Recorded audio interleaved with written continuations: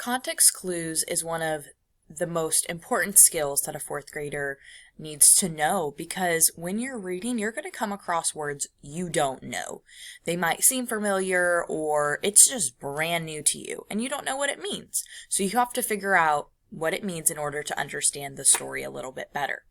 So when you use clues to figure out the meaning of a new word, that means you're using your context clues.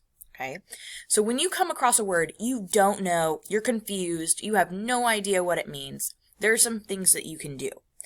So first of all, you can look for clues in the same sentence as the new word.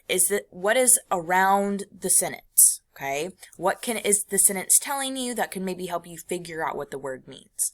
Okay, clues can be found by thinking about how the word is used in the sentence. Is it a verb, adjective, or a noun?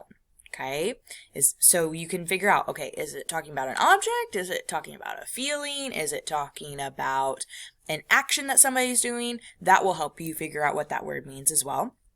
Clues can also be found by thinking about the main idea or the details in the story.